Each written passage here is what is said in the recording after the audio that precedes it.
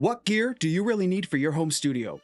If you want to start recording your own music, you're probably researching tons of gear, trying to get a ballpark idea of how much it's all going to cost, and still feel stuck not knowing what to buy or where to begin.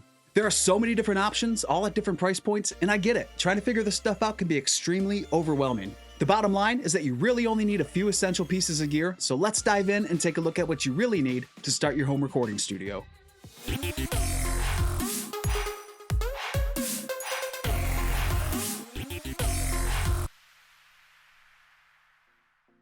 So first things first, you should try to stick to the basics and set a realistic budget for yourself. It's so easy to start drooling over the latest and greatest microphones and preamps or any other gear that people rave about, but for your first studio setup, I recommend that you keep it simple. Even if you have an unlimited budget, if you buy a bunch of gear right off the bat, you have to figure out how to set it all up, how it all works. You can easily get overwhelmed and potentially give up. Learning the ins and outs of recording is a big enough task on its own, so I encourage you to start small and you can always expand over time. At that, let's dive into the gear. Regardless if your studio is in your bedroom or your basement, these are the basic items you'll need to get started recording yourself or anybody else. You'll need a computer, an audio interface, recording software, a microphone stand, a pop filter, audio cables, headphones, and studio monitors. So we're going to go over each of those a bit, but also I've compiled everything from that list along with my best gear recommendations for every budget into a neat and tidy PDF called the Ultimate Home Studio Gear Guide. If you want to download that guide, it's absolutely free. Just go to FromZeroToStudio.com/gear and you can download the guide there. So first up on our list is a computer. Your computer is basically the central command station for your entire recording studio, and the more power you can get, the better. Now, I know most people already have a computer, and if you have one you've purchased in the last few years, you can likely start using it to record your music. But if you need to purchase a computer, this is going to be the one item on this list that'll be a little more costly. A base model laptop for under $300 might be fine for recording smaller projects. Once you start getting into higher track counts, lots of plugins and virtual instruments, they're going to struggle to keep up. Whichever computer you decide to go with, be sure to check your system requirements from your recording software, your interface, or any other gear you might be using, and try to get the most power you can afford that meets or exceeds those specs. An audio interface is the hardware that connects all of your microphones and all of your audio gear to your computer. Prices for audio interfaces can start from under $100 and go up to multiple thousands of dollars, and prices increase as you start to increase the number of channels. To choose the right interface for you, you first have to ask yourself, what do you plan on recording and what do you see yourself recording in the next few years?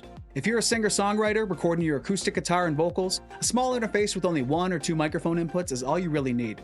If you're going to be recording drums or live bands, you're obviously going to need more than that, but I always recommend getting at least 2 microphone inputs. That way you can record more than one thing at the same time, such as your guitar and vocals, and they'll both be on separate tracks inside your DAW.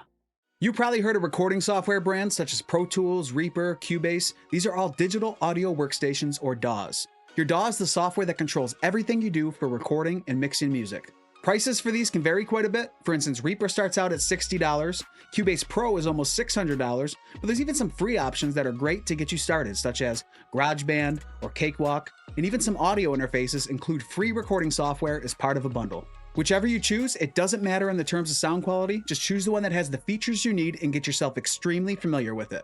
The goal is to become efficient with your software so you can develop a speedy and productive workflow. Just because you're on a budget doesn't mean you have to sacrifice quality when purchasing a microphone. There are plenty of great budget-friendly options that will give you studio quality sound without breaking the bank. For recording vocals, the 2 most commonly chosen mics are dynamic microphones and large diaphragm condenser microphones. Dynamic microphones can handle high sound pressure levels, they're typically less expensive, and they sound great on a wide variety of sources. Because they have a low sensitivity, they're going to pick up less room tone and reflections you might encounter when recording in an untreated space.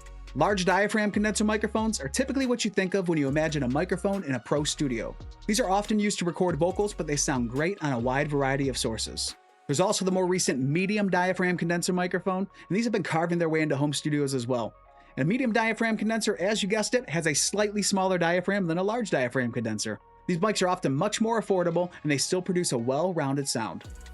This one is simple and straightforward. There are some great heavy-duty mic stands out there, but for a home studio, a mic stand of any brand and any price point will do just fine. I do recommend, however, getting a boom stand over a straight stand. Maybe you want to mic up your acoustic guitar or mic up your guitar amp, and you're just going to have more flexibility for mic placements. You'll typically have the option for a round base or a tripod base, and either is sufficient. For me personally, I like the tripod bases. They just feel a little more stable to me, especially for miking drum overheads or anything that I'm extending the boom arm out at a longer distance.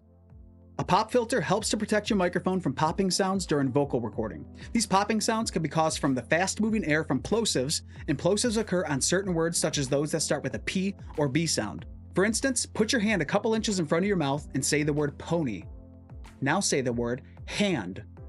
Do you feel the difference in air pressure? That's the same thing your microphone will experience without a pop filter. You can get pop filters starting around $10, and they should be on everyone's list in your home studio. You're only going to need a few cables to get yourself up and running. You're going to need an XLR cable to go from your microphone to your audio interface, and you're going to need 2 cables to go from your audio interface to your monitors. The type of cable for those can vary based on the connection points that you have, but somewhere between 6 feet and 10 feet in length should be good for those. I also recommend purchasing a headphone extension cable. You might want to set your microphone up further away from your workstation, and you're going to need some extra cable length for your headphones. On average, your basic budget cables start out at around $10, and they start to get more costly based on the brand and the length. As you begin your home studio journey, you're most likely going to be recording yourself, so one pair of headphones should really be all you need. But there are 2 types of headphones most often chosen in recording studios: open back headphones and closed back headphones. Open back headphones allow air and sound to pass through, which makes for a more natural listening experience. This makes them great for critical listening and mixing, but they don't provide isolation. Closed back headphones provide better isolation, and they're perfect for all-around recording tasks. They're great for recording quiet instruments, and they help to avoid click track bleed from being picked up by your microphone. You can get basic multi-purpose headphones for around $10, and these might be okay to use for some things, but I wouldn't recommend them for critical listening or mixing. Once you jump above that $50 price point though, you'll start to notice a big difference in the build quality and the audio quality from your headphones. When choosing a pair of studio monitors, a few things you want to consider are the monitor size, your room size, and acoustic treatment, or lack of treatment. The bigger the monitor, the more low end that's going to be produced, and this can cause issues in smaller, untreated rooms.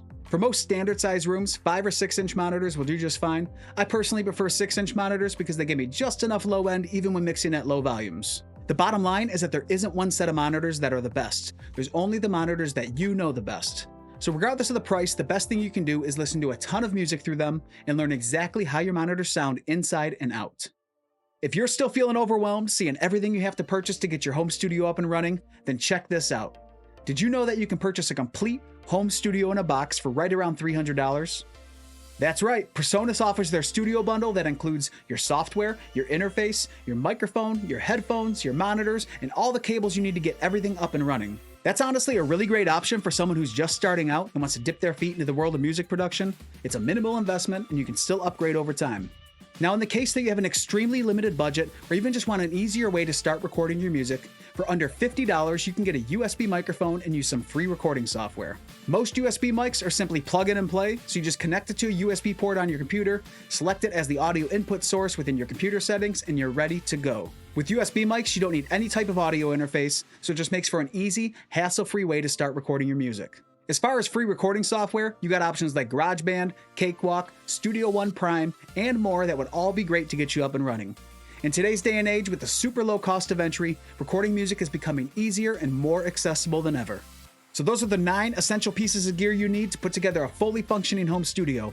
Again, if you want that PDF, the Ultimate Home Studio Gear Guide, it includes all my best gear recommendations for every budget. You can download it absolutely free as my gift to you by going to FromZeroToStudio.com/gear, and you'll be ahead of the game when it comes to making your next gear purchase. That's all I've got for you today. Thank you so much for watching and subscribing. I'll see you on another video soon.